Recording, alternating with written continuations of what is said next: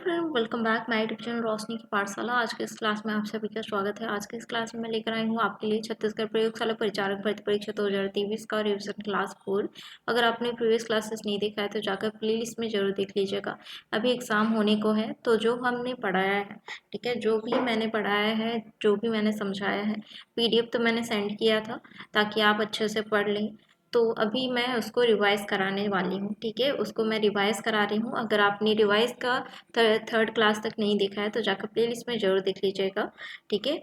प्रयोगशाला परिचारक भर्ती परीक्षा के नाम पर आपको प्लेलिस्ट मिल जाएगा, उसमें सारे इंपॉर्टेंट क्लासेस देखने को मिल जाएंगे। लाइन वाइज जो है, नंबर वाइज आपको देखने को मिल जाएंगे ताकि आपको डाउट ना हो। सारे टॉपिक वाइज पढ़ाया गया है, ठीक है, साइंस का इंपॉर्टेंट टॉपिक वाइज, ठीक है, सिलेबस के अकॉर्डिंग उससे क्वेश्चन पूछे जाएंगे, इससे बाहर क्वेश्चन नहीं आएंगे। तो ध्यान से देखिएगा, सारे क्वेश्चन जो है ना ज़्यादा इजी है ना ज़्यादा टफ है, ठीक है। तो ध्यान से देखिएगा, इसको पढ़ोगे ना तो फिर आपका एग्जाम जो है अच्छे से जाएगा, ठीक है। तो पहला क्वेश्चन हम देख लेते हैं। फ्रेंड, अगर आप मेरे चैनल में पहली बार आए हैं तो चैनल को जरूर सब्सक्राइब करिए, साथ ही बेल आइकन को प्रेस कीजिए ताकि आने वाली वीडियो का नोटिफिकेशन आपको मिलता रहे। तो देखिए, पहला क्वेश्चन है, विज्ञान की वह कौन सी शाखा है जिसके अंतर्गत पदार्थों के गुण, संगठन, संरचना तथा उनमें होने वाले परिवर्तन का अध्ययन किया जाता है। तो पदार्थ में संगठन, संरचना और उनमें होने वाले पदार्थों का जो परिवर्तन है उसका जो है ये अध्ययन किया जाता है, स्टडी किया जाता है, उसे कहा जाता है रसायन विज्ञान। रसायन विज्ञान का जनक कौन है फ्रेंड? रसायन विज्ञान का जनक है एंटोनी लेवोसियर, जो कि फ्रांस के रहने वाले एक साइंटिस्ट हैं। नेक्स्ट हम देख लेते हैं, कोई वस्तु जो स्थान घेरती है, जो जिसका द्रव्यमान होता है और जो अपनी संरचना परिवर्तन का विरोध करती हो, उसे क्या कहते हैं? उसे कहा जाता है पदार्थ। फॉर एग्जाम्पल आप टेबल देख सकते हैं, ठीक है, उसका आयतन भी होता है, द्रव्यमान भी होता है और वो अपना जो संरचना है वो परिवर्तन करने में वो विरोध करती है। वो इजीली जो है वो क्या होती है, अपना जो संरचना है, उसका शेप है, वो परिवर्तन नहीं करती है, ठीक है। तो क्या हो जाएगा? पदार्थ, ठीक है। नेक्स्ट हम देख लेते हैं, पदार्थों की कितनी भौतिक अवस्था होती है? ठोस, द्रव, गैस, ठीक है, ये 3 अवस्थाएं होती हैं। नेक्स्ट हम देख लेते हैं, पदार्थ की वह भौतिक अवस्था कौन सी है जिसका आकार और आयतन दोनों निश्चित होते हैं? तो ठोस अवस्था होती है। तो देखिएगा, अगर पदार्थ की कितनी भौतिक अवस्थाएं होती हैं, अगर 3 रहता है, ठीक है, ऑप्शन में 1 2 3 और इनमें से कोई नहीं, ऐसे क्वेश्चन रहता है तो 3 को टिक करना, 4 रहता है तो 4 को टिक करना, क्योंकि चौथा जो पदार्थ का जो भौतिक अवस्था है, चौथा भौतिक अवस्था वो कौन सा है? प्लाज्मा है, ठीक है, प्लाज्मा भौतिक अवस्था है। नेक्स्ट हम देख लेते हैं, पदार्थ की वह भौतिक अवस्था कौन सी है जिसका आकार और आयतन दोनों निश्चित होता है? तो ठोस अवस्था है, यानी कि फॉर एग्जांपल आप देख सकते हैं, लोहे की छड़, लकड़ी की कुर्सी, बर्फ का टुकड़ा। नेक्स्ट है, पदार्थ की वह भौतिक अवस्था कौन सी है जिसका आकार निश्चित होता है या आयतन निश्चित होता है? तो द्रव अवस्था है, यानी कि पानी, मिट्टी का तेल या फिर अल्कोहल आप देख सकते हैं। नेक्स्ट है, पदार्थ की वह भौतिक अवस्था कौन सी है जिसका आकार और आयतन दोनों अनिश्चित होता है? तो हवा है, यानी कि गैस है। फॉर एग्जाम्पल हवा और ऑक्सीजन आप ले सकते हैं, जिसका आकार और आयतन दोनों अनिश्चित होता है। कौन सा पदार्थ तीनों भौतिक अवस्था में रह सकता है? तो तीनों भौतिक अवस्था में जल ही रह सकता है, ठीक है। उसे हम बर्फ करके ठोस अवस्था में परिवर्तित कर सकते हैं, द्रव अवस्था में तो वो अपने आप रहता ही है, और गैस में जब हम उबालते हैं तो वाष्पीकरण होता है, तो उसके कारण जो है गैस फॉर्म में भी परिवर्तित हो जाता है जल। नेक्स्ट हम देख लेते हैं, पदार्थ की चौथी अवस्था किसे माना जाता है? तो प्लाज्मा को माना जाता है, अभी मैंने बताया था। वह प्रक्रिया जिसमें पदार्थ गर्म करने पर सीधे ठोस के जो है रूप में, गैस के रूप में परिवर्तित हो जाती है, क्या कहलाती है? तो सीधे ठोस से गैस में परिवर्तित हो जाती है, वह कौन सी है? तो इसका राइट आंसर हो जाएगा सब्लिमेशन की प्रक्रिया कहलाती है, ठीक है। सब्लिमेशन का जो एग्जाम्पल है आप देख सकते हैं, कपूर है, आयोडीन है, ठीक है, तो वो क्या हो जाती है? डायरेक्ट गैस फॉर्म में वो परिवर्तित हो जाती है ठोस से, ठीक है। तो ऊर्ध्वपतन प्रक्रिया के उदाहरण है आयोडीन और कपूर। नेक्स्ट हम देख लेते हैं, पृथ्वी पर सर्वाधिक मात्रा में पाए जाने वाला तत्व है? तो पृथ्वी पर सर्वाधिक मात्रा में पाए जाने वाला तत्व कौन सा है? ऑक्सीजन है। अगर नाइट्रोजन दिया हो तो नाइट्रोजन को आप टिक कर लेना, क्योंकि ऑक्सीजन से ज़्यादा नाइट्रोजन पाया जाता है एटमॉस्फेयर में। ठीक है, तो ऑक्सीजन की मात्रा है पृथ्वी में 46 यानी कि 46.60%। ठीक है, नेक्स्ट हम देख लेते हैं भूपटल में लोहा कितना प्रतिशत पाया जाता है? तो 5% पाया जाता है। वह शुद्ध पदार्थ जिसे दो या दो से अधिक पदार्थों में विभाजित नहीं किया जा सकता है, न ही अन्य सरल पदार्थों में के योग से बनाया जा सकता है, तो उसे क्या कहा जाता है? तो उसे एलिमेंट कहा जाता है। तो फॉर एग्जाम्पल आप देख सकते हैं सोना, चांदी, ऑक्सीजन, ये क्या है? शुद्ध पदार्थ है। नेक्स्ट हम देख लेते हैं तत्व तथा यौगिक का छोटे से छोटा कण जो स्वतंत्र अवस्था में रह सकता है उसे क्या कहते हैं? उसे मॉलिक्यूल कहा जाता है, अणु कहा जाता है। तत्व का वह छोटे से छोटा कण जो रासायनिक अभिक्रिया में भाग ले सकता है परंतु स्वतंत्र नहीं रह सकता, तो उसे परमाणु कहा जाता है। फ्रेंड, अगर इसका PDF नोट्स चाहिए तो आपको रिवाइज करने के लिए, पढ़ने के लिए, तो आप टेलीग्राम ग्रुप ज्वाइन कर सकते हैं। टेलीग्राम ग्रुप में ये जो PDF नोट्स है ये डला हुआ है, आप जाकर सारे इंपॉर्टेंट PDF नोट्स जो है डाउनलोड करके आप पढ़ सकते हैं। ठीक है, किसी विशेष दाब पर यह वह नियत ताप क्या कहलाता है जिस पर कोई द्रव जो है जम जाता है? द्रव कब जमता है? हिमांक उसको कहा जाता है, हिमांक पॉइंट यानी कि melting point, sorry freezing point कहा जाता है। ठीक है, फ्रीजिंग पॉइंट कहा जाता है। नेक्स्ट हम देख लेते हैं किसी तत्व के वे परमाणु जिनके परमाणु क्रमांक समान और परमाणु भार भिन्न भिन्न हो, ऐसे तत्वों को क्या कहा जाता है? समस्थानिक यानी कि आइसोटॉप्स कहा जाता है। और आइसोटॉप्स जो है वो बहुत जो है मेडिकल यूज में यूज किया जाता है। ठीक है, मेडिकल यूजेस भी हैं आइसोटॉप्स के। सबसे अधिक समस्थानिक किस तत्व में है? तो पोलोनियम में है। ठीक है, कितने समस्थानिक हैं? 10 समस्थानिक है। चट्टानों की आयु ज्ञात करने के लिए रेडियो एक्टिव आयु अंकन में किस समस्थानिक का उपयोग किया जाता है? यानी कि रेडियो एक्टिव आयु का अंकन करने के लिए जो है यूरेनियम का यूज किया जाता है, जो एक समस्थानिक है। नेक्स्ट हम देख लेते हैं रक्त का थक्के का पता लगाने के लिए किस समस्थानिक का उपयोग किया जाता है? अभी मैंने बताया था आइसोटॉप्स का जो है मेडिकल यूज है, तो सोडियम 24 का यूज किया जाता है रक्त का थक्के का पता लगाने के लिए। नेक्स्ट है रक्त कैंसर यानी कि ब्लड कैंसर यानी कि ल्यूकेमिया जिसको कहा जाता है, उसको नियंत्रित करने के लिए भी समस्थानिक का उपयोग किया जाता है, आइसोटॉप्स का यूज किया जाता है, यानी कि कोबाल्ट का यूज किया जाता है। ठीक है, कोबाल्ट 60 एक आइसोटॉप है जिसका जो है ब्लड कैंसर यानी कि ल्यूकेमिया को कंट्रोल करने के लिए यूज किया जाता है। ट्यूमर का पता लगाने के लिए किस आइसोटॉप्स का प्रयोग किया जाता है? तो देखिएगा आर्सेनिक 74, आर्सेनिक 74 का जो है ट्यूमर का पता लगाने के लिए किया जाता है। कितना इंपॉर्टेंस है, ठीक है, ये क्वेश्चन पूछा जा सकता है। ल्यूकेमिया चिकित्सा के लिए निम्न में से किस विकिरण समस्थानिक का उपयोग किया जाता है? तो फॉस्फोरस 32 का यूज किया जाता है। परमाणु की खोज किसने की थी? तो जॉन डाल्टन ने की थी। परमाणु के नाभिक में कौन से अवयव पाए जाते हैं? तो परमाणु के नाभिक में, ठीक है, परमाणु के नाभिक में न्यूक्लियस है, न्यूक्लियस में प्रोटॉन और न्यूट्रॉन पाए जाते हैं। प्रोटॉन में प्लस चार्ज होते हैं और न्यूट्रॉन जो है, न्यूट्रॉन में कोई चार्जेस नहीं होते हैं, न्यूट्रॉन जो है वो उदासीन होते हैं। आवेश रहित कण कौन सा होता है? अभी मैंने बताया न्यूट्रॉन। ठीक है, आवर्त सारणी का जनक किसे माना जाता है? तो आवर्त सारणी का जनक जो है मेंडलीफ को माना जाता है। आधुनिक आवर्त सारणी की खोज किसने की थी? हेनरी मोज़ले ने की थी। आधुनिक आवर्त सारणी में वर्ग और आवर्त की संख्या क्रमशः कितनी है? तो देखिएगा फ्रेंड, आवर्त सारणी का अलग से सेशन है, एक पूरा क्लास है, कंप्लीट क्लास। आवर्त सारणी से जितने भी एग्जाम में बार बार क्वेश्चन रिपीट हुए हैं उसको एक डायग्राम के साथ, एक्सप्लेनेशन के साथ बहुत अच्छे तरीके से समझाया गया है। अगर आपने प्रीवियस क्लास नहीं देखा है तो अभी भी मैं बोल रही हूँ एग्जाम से पहले जरूर देख लीजिएगा। ऐसा क्लास है जो आपको अच्छे से याद हो जाए। ठीक है, वहीं आपको याद हो जाएगा, तो प्लीज़ जाकर सारे इंपॉर्टेंट क्लासेस जो है आप देख लीजिएगा। पीरियोडिक टेबल का अलग से जो है क्लास कराया गया है, टॉपिक वाइज क्लासेस हो गई हैं। ठीक है, अगर आप मेरे चैनल में पहली बार आए हैं तो चैनल को जरूर सब्सक्राइब करिए, सारे जो है और बेल आइकन को दबाइए कि ताकि आने वाले जितने भी इम्पोर्टेंट क्लासेस का नोटिफिकेशन है आपको पहुंच जाए। तो नेक्स्ट हम देख लेते हैं आधुनिक आवर्त सारणी में वर्ग एवं आवर्त की संख्या क्रमशः कितनी है? तो देखिएगा 18 वर्ग और 7 आवर्त हैं। ठीक है। नेक्स्ट हम देख लेते हैं आधुनिक आवर्त सारणी में कुल कितने तत्व हैं, तो 118 तत्व हैं। आधुनिक आवर्त सारणी में तत्वों को किसके बढ़ते क्रम में रखा गया है, तो किसके बढ़ते क्रम में रखा गया है, परमाणु क्रमांक यानी कि एटॉमिक नंबर के बढ़ते क्रम में रखा गया है।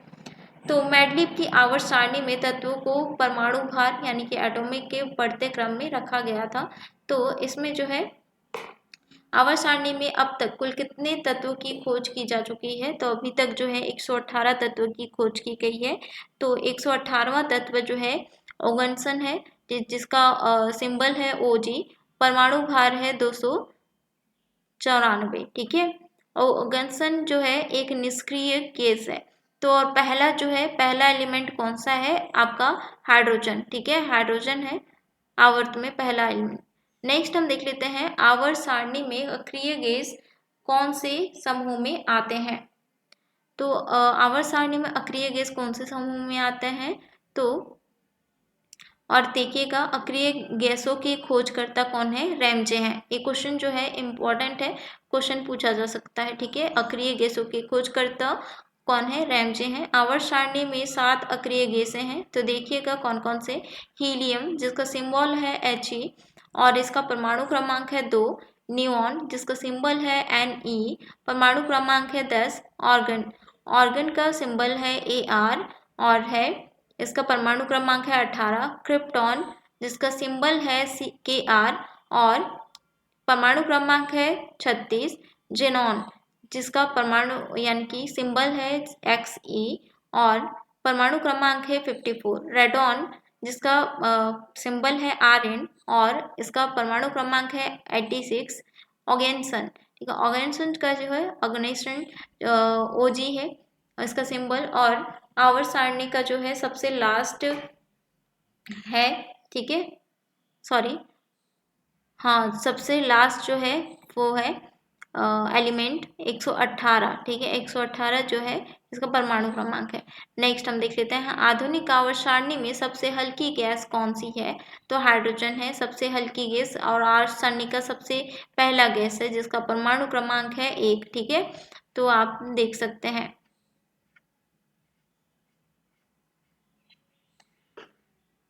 तो हाइड्रोजन के बारे में हम जान लेते हैं। हाइड्रोजन से कई एग्जामों में जो है इससे क्वेश्चन पूछे गए हैं। तो वो हाइड्रोजन जो है एक रंगहीन, गंधहीन और स्वादहीन अत्यधिक ज्वलनशील गैस है। ठीक है, अत्यधिक ज्वलनशील गैस कौन सा है, ऐसे क्वेश्चन पूछा गया है। हाइड्रोजन है और इसका परमाणु क्रमांक है 1। आवर्त सारणी में यह सबसे हल्की गैस है और इसका परमाणु क्रमांक 1 है। हाइड्रोजन की खोज हेनरी कैवेंडिश ने की थी और हाइड्रोजन गैस को भविष्य का ईंधन कहा जाता है। भविष्य का ईंधन किसे कहा जाता है, ऐसे क्वेश्चन जो है कई एग्जाम में बार बार पूछा गया है, तो ध्यान दीजिएगा। हाइड्रोजन गैस को भविष्य का ईंधन कहा जाता है।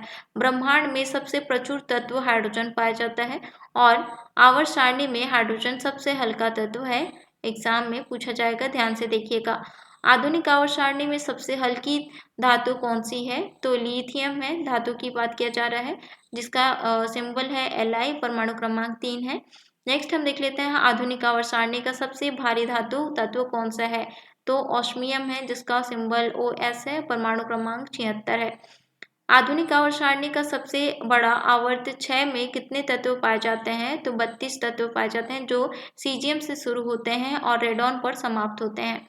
आधुनिक आवर्त सारणी का सबसे छोटा आवर्त कौन सा है, वह इसमें कितने तत्व पाए जाते हैं, तो आवर्त 1 है, तत्वों की संख्या 2, हाइड्रोजन और हीलियम है। ठीक है, हीलियम का जो है परमाणु क्रमांक कितना है, 2 है। नेक्स्ट हम देख लेते हैं सबसे चमकदार और कठोर धातु कौन सा है, तो हीरा है।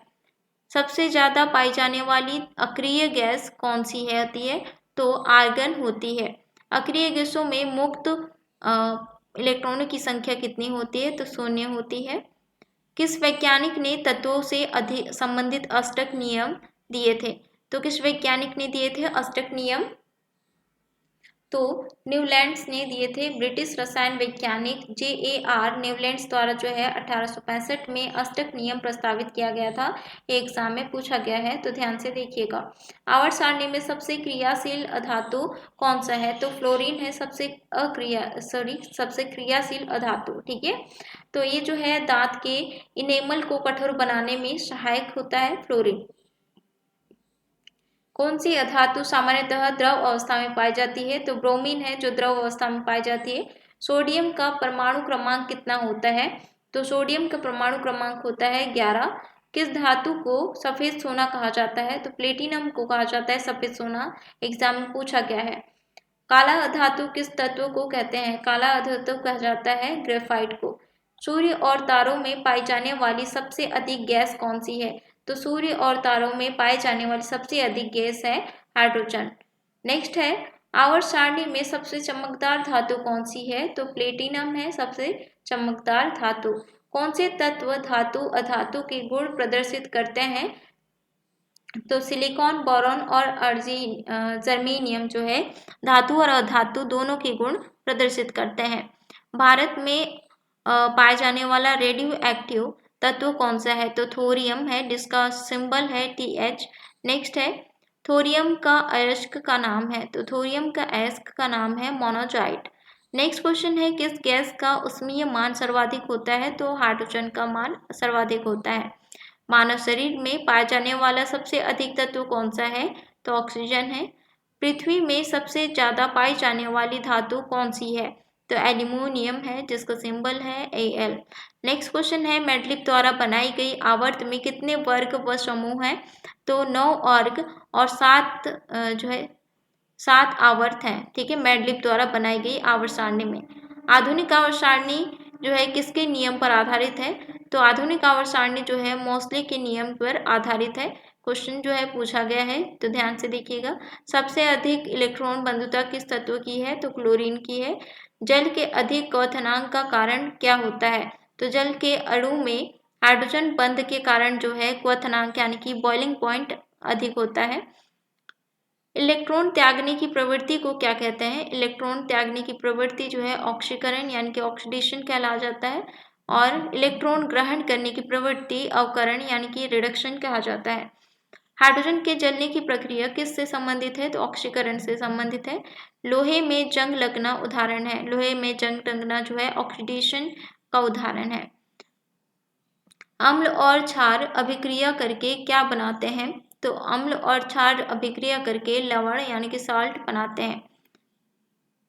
अम्ल जल में घुलकर क्या प्रदान करते हैं? तो अम्ल जो है जल में घुलकर हाइड्रोजन आयन प्रदान करते हैं। और अम्लों का स्वाद होता है, तो अम्लों का स्वाद कैसा होता है? खट्टा होता है। ठीक है, अम्ल का जलीय विलयन नीले लिटमस को किस रंग का कर देता है? तो लाल कलर में चेंज कर देता है लिटमस पेपर। ठीक है, नेक्स्ट है, अम्ल और क्षार के परीक्षण के लिए किसका प्रयोग किया जाता है? तो लिटमस पेपर का प्रयोग किया जाता है अम्ल क्षार परीक्षण में। नेक्स्ट है, क्षार का स्वाद होता है, तो क्षार का स्वाद जो है कड़वा होता है। पीएच स्केल का निर्धारण किसने किया था? तो पीएच स्केल का निर्धारण जो है सोरेनसन ने 1909 में किया था। ठीक है, पीएच स्केल का निर्धारण। ठीक है, अम्लीय घोल का पीएच का मान कितना होता है? तो अम्लीय घोल का पीएच मान 7 से कम होता है। क्षार का पीएच मान कितना होता है? क्षार का पीएच मान होता है 7 से अधिक, यानी कि 7 जो है क्या होता है, ऐसे आप स्केल है देखा होगा आपने। ठीक है, बीच में 7 होता है। अगर आप 7 से नीचे जाते हैं तो अम्लीय होता है, और 7 से पार जाते हैं, इस पार जाते हैं राइट साइड, तो वो जो है क्या हो जाएगा, वो क्षारीय होगा। ठीक है, नेक्स्ट है, उदासीन घोल का पीएच मान कितना होता है? तो 7 के बराबर होता है। किसी घोल के अम्लीय व क्षारीय होने का मूल्यांकन किसके द्वारा किया जाता है? तो पीएच स्केल के द्वारा किया जाता है। खट्टे दूध या दही में कौन सा अम्ल होता है? तो लैक्टिक अम्ल होता है। सिरके में कौन सा अम्ल होता है? तो एसिटिक अम्ल होता है, सिरका खट्टा होता है। अंगूर और इमली में कौन सा अम्ल पाया जाता है? तो टार्टरिक अम्ल पाया जाता है अंगूर और इमली में। चींटी और बिच्छू में डंक में कौन सा अम्ल पाया जाता है? तो फॉर्मिक अम्ल पाया जाता है जब चींटी डंक मारती है, ठीक है, आपके बॉडी में, ठीक है, ये आपका हाथ है, तो आपको जो है चींटी या बिच्छू डंक मारती है तो उसमें जो फॉर्मिक अम्ल होती है वो थोड़ा सा जो है डंक के थ्रू जो है हमारे बॉडी में प्रवेश करती है, ठीक है, उसके कारण जो है हमें क्या होती है, जलन होती है, ठीक है, फॉर्मिक अम्ल से जो है हमारे बॉडी में जलन होती है जिससे जो है वो सूज जाता है, ठीक है, फॉर्मिक अम्ल के कारण ही होता है ऐसा, ठीक है, आप याद रखें। नेक्स्ट है नींबू और संतरे में कौन सा अम्ल पाया जाता है? तो नींबू और संतरे में सिट्रिक एसिड पाया जाता है। बेकिंग पाउडर बनाने में कौन से अम्ल का प्रयोग किया जाता है? तो टार्ट्रिक अम्ल का प्रयोग किया जाता है। खाना पचाने में कौन सा अम्ल उपयोगी होता है? तो हाइड्रोक्लोरिक अम्ल उपयोगी होता है, ठीक है, HCl। नेक्स्ट है सोना और चांदी के शुद्धिकरण में किस अम्ल का प्रयोग किया जाता है? तो नाइट्रिक एसिड का प्रयोग किया जाता है सोना चांदी के शुद्धिकरण में, प्यूरिफिकेशन में। कपड़े से जंग के धब्बे हटाने के लिए कौन सा अम्ल प्रयुक्त होता है? तो ऑक्जेलिक एसिड, ठीक है, ऑक्जेलिक एसिड के द्वारा जो है कपड़े से जंग के धब्बे जो है हटाने के लिए प्रयुक्त किया जाता है। रक्त का पीएच मान कितना होता है? रक्त का पीएच मान जो है 7.4 होता है, यानी कि न्यूट्रल होता है। लार का पीएच मान कितना होता है? लार का पीएच मान जो है 5.6 से 7.9 औसतन तक होता है, यानी कि औसतन, यानी कि मैक्सिमम जो है वो 6.8 तक होता है। मूत्र का पीएच होता है, तो मूत्र का पीएच 6 होता है। क्षार का जलीय विलयन लाल लिटमस पेपर को किस रंग में बदल देता है? तो नीले रंग में बदल देता है। जल को मृदु बनाने में किस क्षार का प्रयोग किया जाता है? तो कैल्शियम हाइड्रोक्साइड का प्रयोग किया जाता है। साबुन बनाने और पेट्रोलियम साफ करने के में जो है किस क्षार का उपयोग किया जाता है? तो सोडियम हाइड्रोक्साइड का उपयोग किया जाता है। पेट की अम्लीयता को दूर करने के लिए किस क्षार का प्रयोग किया जाता है? तो मिल्क ऑफ मैग्नीशिया का प्रयोग किया जाता है, यानी कि मैग्नीशियम हाइड्रोक्साइड का प्रयोग किया जाता है पेट की अम्लीयता को दूर करने के लिए। बारूद बनाने में किसका प्रयोग किया जाता है? तो पोटेशियम नाइट्रेट का प्रयोग किया जाता है। कपड़े धोने में किसका प्रयोग किया जाता है? कपड़े धोने में धोवन सोडा यानी कि सोडियम कार्बोनेट का प्रयोग किया जाता है। साधारण नमक का रासायनिक नाम क्या है? तो साधारण नमक का जो रासायनिक नाम है सोडियम क्लोराइड है, जिसका फॉर्मूला है NaCl। नेक्स्ट क्वेश्चन है पेट की अम्लीयता और अग्निशामक यंत्रों में से किस लवण का उपयोग किया जाता है? तो खाने का सोडा यानी कि सोडियम का बाइकार्बोनेट का उपयोग किया जाता है, जिसका जो फॉर्मूला है NaHCO3 है। कार्बन क्या है? कार्बन एक अधातु है और किस पदार्थ, ऐसे पदार्थ जिनमें रासायनिक गुण समान और भौतिक गुण भिन्न हो उसे क्या कहते हैं? उसे कहा जाता है अपरूप, ठीक है। कार्बन के दो मुख्य अपरूप कौन कौन से हैं? तो कार्बन के दो प्रमुख उपरूप हैं, हीरा और ग्रेफाइट। नेक्स्ट है पृथ्वी पर पाया जाने वाला सबसे कठोर पदार्थ कौन सा है? तो पृथ्वी पर पाया जाने वाला सबसे कठोर पदार्थ जो है हीरा है, बहुत बार एग्जाम में पूछा गया है। प्रकाश की किस घटना के कारण हीरा चमकता है? तो प्रकाश की किस घटना के कारण हीरा चमकता है? तो इसका राइट आंसर हो जाएगा पूर्ण आंतरिक परावर्तन के कारण। नेक्स्ट क्वेश्चन है ग्रेफाइट का प्रमुख गुण क्या है? तो ग्रेफाइट का प्रमुख गुण है विद्युत का सुचालक। नेक्स्ट है ग्रेफाइट का आपेक्षिक घनत्व कितना होता है? तो 2.2 होता है। तो मिलते हैं नेक्स्ट वीडियो में इंपॉर्टेंट जी के क्वेश्चन के साथ। अगर आपको इसका PDF नोट्स चाहिए आप टेलीग्राम ग्रुप में जुड़ जाइए, उसमें आपको PDF नोट्स मिल जाएगा, सेंड कर दिया गया है, ठीक है। बहुत लोगों ने तो देख भी लिया होगा। तो अभी आज का क्लास कैसा लगा कमेंट करके जरूर बताएं। ऐसे ही इंपॉर्टेंट क्लास जो है एग्जाम से पहले देख लीजिएगा, इससे क्वेश्चन पूछे जाएंगे, ठीक है। तो एक बार रिवाइज करना जरूरी है। तो ऐसे ही इंपॉर्टेंट क्वेश्चन आंसर के लिए मेरे चैनल को सब्सक्राइब करें। मिलते हैं नेक्स्ट वीडियो में, इसके आगे का हम देखेंगे नेक्स्ट वीडियो में।